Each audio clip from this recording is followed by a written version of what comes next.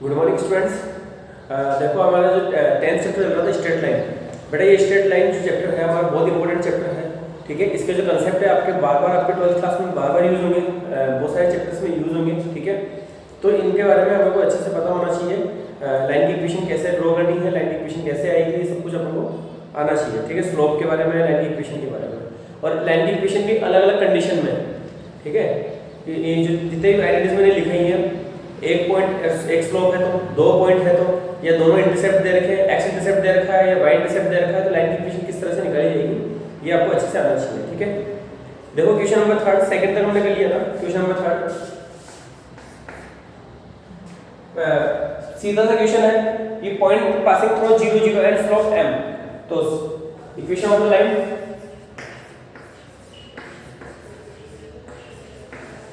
क्या हो जाएगा, y minus 0 equals to m into x minus 0, that is y equals to mx।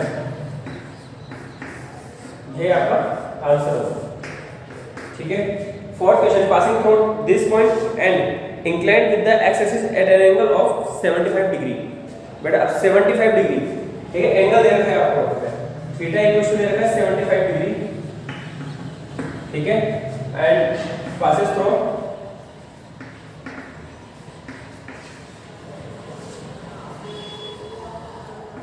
2√3, ठीक है बेटा। एंगल दे रखा है 75 डिग्री। अब हमें पहले 75 tan 75 स्लोप कैसे निकालेंगे, पॉइंट तो हमारे पास ये है। देखो यहाँ पे जितने भी क्वेश्चन है उनमें हमारे को एक चीज दिमाग में रहनी चाहिए कि हमारी एक लाइन की इक्वेशन निकालने के लिए मिनिमम रिक्वायरमेंट है आपकी कि आपके पास एक स्लोप और एक पॉइंट हो, ठीक है। मिनिमम रिक्वायरमेंट क्या है हमारी, या तो एक तो स्लोप होनी चाहिए और एक पॉइंट होना चाहिए, ये मिनिमम रिक्वायरमेंट है, ठीक है। अगर दो पॉइंट दे रखे हैं तो हम उससे स्लोप निकाल सकते हैं, n की वैल्यू निकाल सकते हैं, और एक पॉइंट हम उसमें से कोई सा भी ले सकते हैं, ठीक है। तो मिनिमम रिक्वायरमेंट हमारी है कि हमें एक स्लोप और एक पॉइंट होना चाहिए। तो पॉइंट तो हमारे पास यहाँ पे है, स्लोप नहीं है तो स्लोप कहाँ से निकालेंगे, इस एंगल से निकालेंगे। m equals to slope m equals to क्या हो जाएगा, tan 75, ठीक है। और tan 75 की आपको याद होनी चाहिए, अब तो कई बार हमारे पास आ चुकी है 2 + √3, अभी एग्जाम में मैंने दिया था आपको, ठीक है। और ये एक 2 - √3, ये 15 डिग्री की वैल्यू और ये 75 डिग्री की वैल्यू, ठीक है। तो डायरेक्ट आप इसको 2 + √3 अप्लाई कर दो। स्लोप हमारे पास है और पॉइंट है, लाइन की इक्वेशन अप्लाई कर दो ये वाली, ठीक है। आगे आप खुद करोगे इसको। Fifth question, intersecting the x axis at a point of 3 units to the left of origin with slope -2। देखो आपको यहाँ पे स्लोप गिवन है -2। जो फिफ्थ क्वेश्चन है, m गिवन है आपको -2, और x एक्सिस को लेफ्ट साइड में, x एक्सिस का लेफ्ट साइड कौन सा होगा, जैसे आपकी x एक्सिस है, इधर आपका राइट साइड है, इधर आपका लेफ्ट साइड, इस साइड में -3 यूनिट्स पर यहाँ पे, यहाँ आपकी जो वैल्यू होगी पॉइंट क्या होगा, -30। आप पॉइंट लेना चाहो तो पॉइंट हो जाएगा -30, अदरवाइज x इंटरसेप्ट वाला फॉर्मूला भी डायरेक्ट अप्लाई कर सकते हो। x इंटरसेप्ट हो गया आपका -3 आपका, ठीक है। x इंटरसेप्ट क्या हो जाएगा, -3। तो लाइन की इक्वेशन क्या हो जाएगी, यहाँ हो गया आपका x इंटरसेप्ट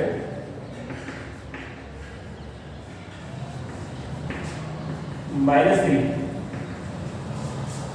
लाइन की इक्वेशन क्या हो जाएगी,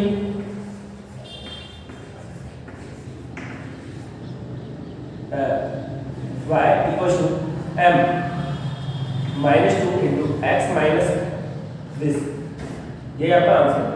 तो ये हो गया, ये आपका 2x + y और ये +6 equals to 0। दोनों को इधर ट्रांसफर कर दो, आपका ये आंसर आ जाएगा, ठीक है बेटा। x इंटरसेप्ट फॉर्म वाली लाइन की इक्वेशन लगाई, ये आपकी स्लोप, ये आपका x इंटरसेप्ट, आपका ये आंसर है। Next sixth question, intersecting the y axis at A distance of 2 units above the origin, origin से 2 यूनिट ऊपर, ठीक है। यहाँ से ओरिजिन से 2 यूनिट यहाँ पर, तो इस पॉइंट के कोऑर्डिनेट्स क्या हो जाएंगे, 0,2, या फिर हम ले सकते हैं y इंटरसेप्ट क्या हो जाएगा इसका 2, ठीक है। And making an angle of 30 degree with the positive direction of x axis.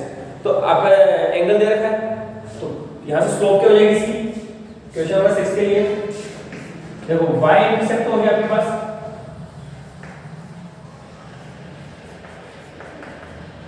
2, ठीक है, और m स्लोप हो गई आपके पास 10 30 degree.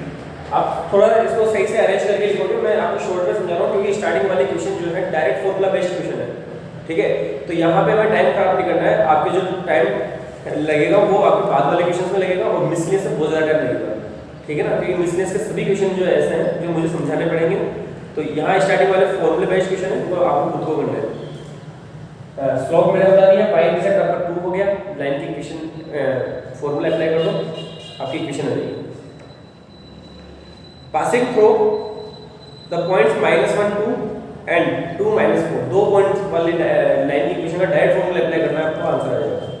8th question, perpendicular distance from the origin is 5 units and the angle made by the perpendicular with the positive x axis is 30 degree. देखो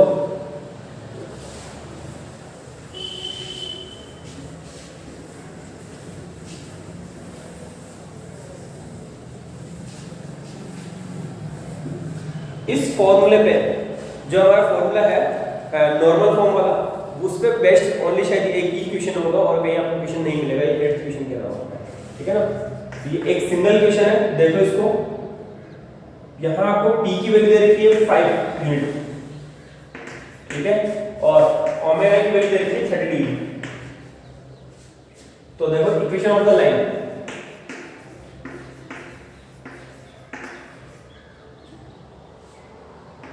x cos omega plus y sin omega equals to p। देखो x cos omega cos 30 degree plus y sin omega sin 30 degree equals to 5। यहाँ पे 30 degree value put कर दो, क्या हो जाएगी √3/2, ये √3/2 plus sorry x plus 1/2 y equals to 5 √3x plus y equals to 10. That's your answer. Clear है? इस फॉर्मूले पे ओनली एक सिंगल क्वेश्चन है, इसलिए आपका ये इंपॉर्टेंट क्वेश्चन भी हो जाता है। इस फॉर्मूले पे हमारे पास एक ही क्वेश्चन है, ठीक है। 9th क्वेश्चन देखो, the vertices of A triangle. अब यहाँ तक 8th क्वेश्चन तक आपको डायरेक्ट फॉर्मूले बेस्ड क्वेश्चन है। हमारे जितने भी इक्वेशन निकालने की जितने भी आइडेंटिटीज हैं उन सब पे बेस्ड यहाँ तक 8 आइडेंटिटीज है और 8 आइडेंटिटीज पे ये 8 क्वेश्चन हो गए, ठीक है। अब 9th क्वेश्चन देखो, the vertices of triangle PQR are this and this, find equation of median through the vertex R। Median की इक्वेशन फाइंड आउट करनी है। देखो कैसा क्वेश्चन है,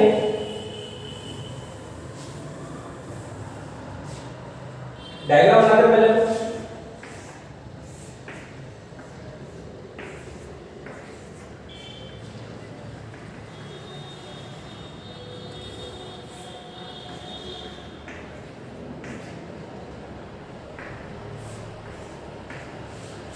हमें इस RS की, ये जो RS है इसकी इक्वेशन फाइंड आउट करनी है, ठीक है। और इनके सबके वर्टिसेस दे रखे हैं, P के वर्टिसेस है आपके 2 1, इससे -2 3 और ये 4 5, ठीक है। अब बताओ इसकी इक्वेशन हम कैसे फाइंड आउट करें। ये वर्टिसेस है आपके इसके, सबसे पहली बात तो ये मीडियन है, ठीक है। हमें वही आप मिनिमम रिक्वायरमेंट पे आओ, मैंने पहले अभी बोला था आपको थोड़ा टाइम पहले कि मिनिमम रिक्वायरमेंट हमारे दिमाग में रहनी चाहिए, हमें एक पॉइंट और स्लोप चाहिए, ठीक है। तो पॉइंट तो हमारे पास ये है ना, एक जहां से ये लाइन पास हो रही है, ठीक है, लेकिन इसकी स्लोप नहीं है। तो स्लोप कैसे फाइंड आउट करें, और ना ही हमारा इस लाइन का किसी और के साथ रिलेशन है, पैरेलल या परपेंडिकुलर वाला रिलेशन सिर्फ दो ही है हमारे पास, या तो पैरेलल हो या परपेंडिकुलर हो। तो वैसा भी रिलेशन है आपको कोई अप्लाई नहीं होता है, ठीक है। लेकिन यहाँ पे एक रिलेशन दिया है कि मीडियन है। मीडियन होने का मतलब हुआ है कि ये S पॉइंट जो है वो PQ का मिड पॉइंट है, समझ में आया। ये PQ का मिड पॉइंट है S, तो हमारे पास ये वाला पॉइंट हम फाइंड आउट कर सकते हैं मिड पॉइंट थ्योरम से, और उसके बाद हम दो पॉइंट से पास होने वाले इक्वेशन फाइंड आउट कर लेंगे आराम से। तो देखो लिखेंगे हम यहाँ पे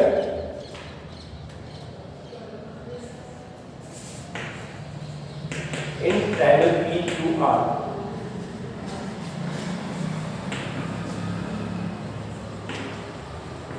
कोऑर्डिनेट्स ऑफ एस क्वेश्चन देखो क्या हो जाएगा, दिस प्लस दिस यानी कि 2 minus 2 upon 2 comma 3 plus 1 upon 2, तो ये हो गया आपके एस के कोऑर्डिनेट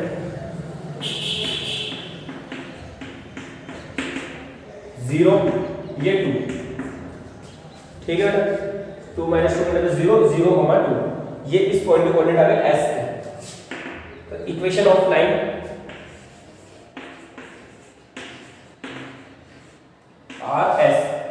आर एस की इक्वेशन देखो क्या हो जाएगी, y minus y dot 2 equals to y minus y1, ठीक है, y2 माइनस y2 क्या आपका 5 minus 2 upon 4 minus 0 x minus 0, solve कर लो इसको, यही आपका आंसर हो जाएगा। देखो यहाँ पे 4 है, 4 को इधर मल्टीप्लाई करें तो 4y माइनस 8 इक्वल्स टू यहाँ पे 3 है 3x, तो ये हो जाएगा 3x माइनस 4y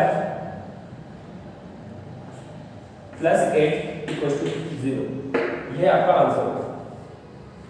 ठीक है बेटा, दो पॉइंट से पास होने वाली लाइन की इक्वेशन निकाली। सबसे पहले मैंने इसका मिड पॉइंट निकाला, ऑब्वियसली इसका मिड पॉइंट हमें दिख रहा है x1 plus x2 upon 2 and y1 plus y2 upon 2 mid point theorem से, ठीक है। तो ये पॉइंट आ गया हमारे पास 0 2 और r और s से पास होने वाली लाइन की अपनी इक्वेशन फाइंड आउट कर ली, equation of the line r s, ठीक है। नेक्स्ट क्वेश्चन देखो, find the equation of the line passing through -3 5 एंड perpendicular to the line through the point 2 5 and -3 6। देखो यहां से अब आपके पास कुछ कंडीशंस वाले क्वेश्चन आएंगे जिनमें या तो पैरेलल वाली कंडीशन दे रखी होगी या परपेंडिकुलर वाली कंडीशन दे रखी होगी, ठीक है। परपेंडिकुलर होना, नॉर्मल होना, ये सब क्या है कि परपेंडिकुलर होने की कंडीशन है, ठीक है बेटा। तो यहाँ ये बोल रहे हैं कि हमें एक ऐसी लाइन की इक्वेशन निकालनी है जो कि -3 5 से पास होती है और बाकी के जो दो पॉइंट है 2 5 एंड -3 6 इन दोनों की लाइन के परपेंडिकुलर है। देखो किस तरह से इक्वेशन है,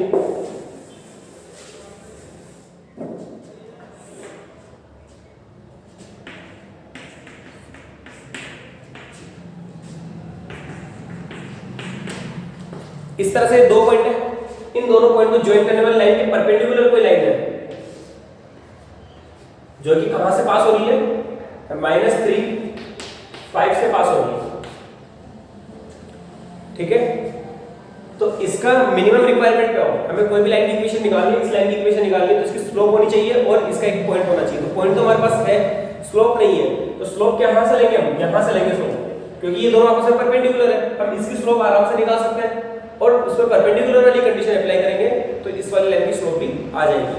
तो देखो कैसे,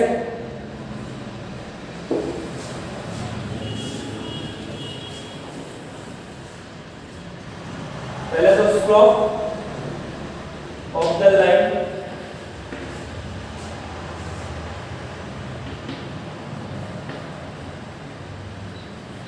पासिंग थ्रू 2 5 एंड -3 6, ठीक है।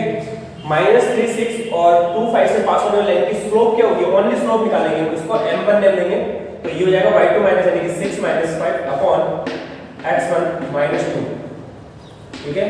और ये आएगा हमारे पास -1/5, ठीक है बेटा। अब ये क्योंकि ये दोनों लाइन परपेंडिकुलर है तो equation slope of the line,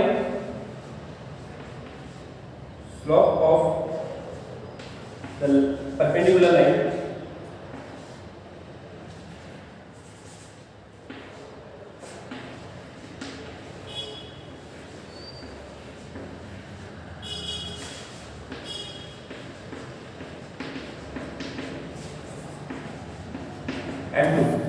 m2 क्या जाएगा, यहाँ परपेंडिकुलर कंडीशन अप्लाई होगी, m2 का वैल्यू जाएगी -1/m1, तो m2 इक्वल्स हो जाएगा देखो 5, यहाँ वैल्यू पुट करो, m1 की ये वाली वैल्यू पुट करो, माइनस से माइनस कैंसिल और 5 रिवर्स होकर के यहाँ पर ये 5 आ जाएगा, ठीक है। तो हम इक्वेशन ऑफ द लाइन लिखेंगे यहाँ पे